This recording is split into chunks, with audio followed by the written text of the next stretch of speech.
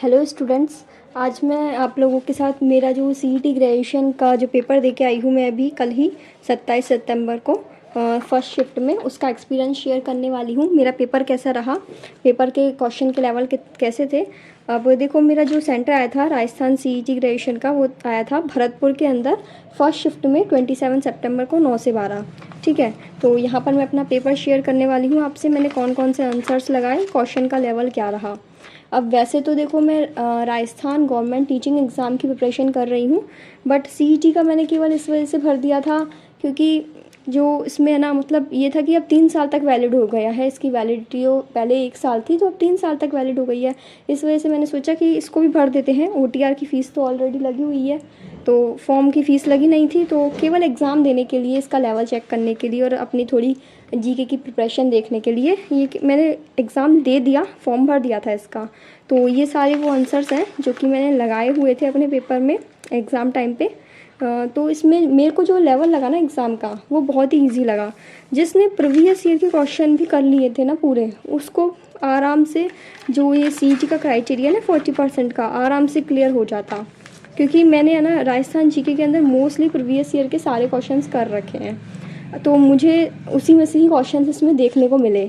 ये मेरी जो OMR शीट है वो है यहाँ पर, इसको मैं बाद में आपको बताऊंगी लास्ट में। फ़िलहाल आप भी देख सकते हैं मैंने किस क्वेश्चन के कौन से आंसर लगाए। अब देखो, इसमें मैथ रीजनिंग के जो सवाल थे बहुत ही ईजी थे। इंग्लिश हिंदी का भी मुझे ईजी ही लगता है, इंग्लिश हिंदी के क्वेश्चन, क्योंकि बहुत ही बेसिक क्वेश्चन आते हैं। यहाँ पर मैं बात करूँ इंडियन जो जीके है, तो इंडियन जीके में बिल्कुल भी पढ़ के नहीं गई थी। तो इंडियन जीके के जितने भी क्वेश्चंस हैं उन सभी में मैंने तुक्का लगाया था। अब मैथ और साइंस मेरा सब्जेक्ट है, तो मैथ साइंस के क्वेश्चंस तो मुझे वैसे ही हो जाते हैं, बेसिक क्वेश्चंस ही आते हैं। तो इंडियन का जितना भी पोर्शन था वो मैंने नहीं पढ़ा था। इसके अलावा मैंने ओनली जो इसके लिए पढ़ के गई थी ना मैं सीईटी के लिए, वो था राजस्थान की हिस्ट्री, राजस्थान की ज्योग्राफी, राजस्थान का आर्ट एंड कल्चर, और बाकी जो इसमें मैथ और रीजनिंग के तो मेरी आती ही थी ऑलरेडी। इंग्लिश हिंदी मेरा पढ़ा हुआ था, कंप्यूटर भी मेरे को ऑलरेडी आता था क्योंकि मैंने पहले एसएससी का एग्ज़ाम दिया हुआ है, तो उसमें मेरे सारे सब्जेक्ट्स क्लियर थे।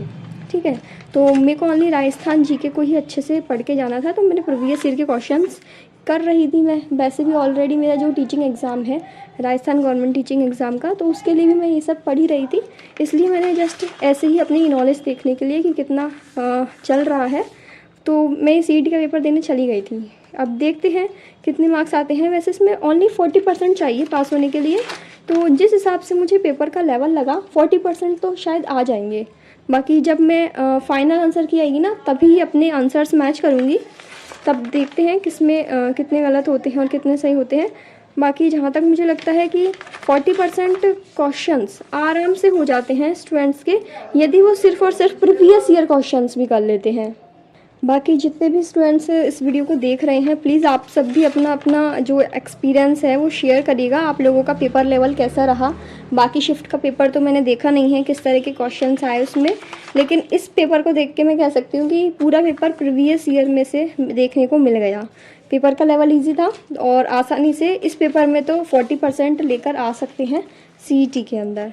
बाकी स्टूडेंट्स भी प्लीज़ अपना जो भी आपका पेपर है वो शेयर करिएगा, और जब मेरा जो रिज़ल्ट आ जाएगा, जब भी सीईटी की आंसर की आ जाएगी या फिर डायरेक्ट रिज़ल्ट आ जाएगा, तो उसका वीडियो भी मैं आप लोगों के साथ शेयर करूँगी। देखते हैं क्या रहता है।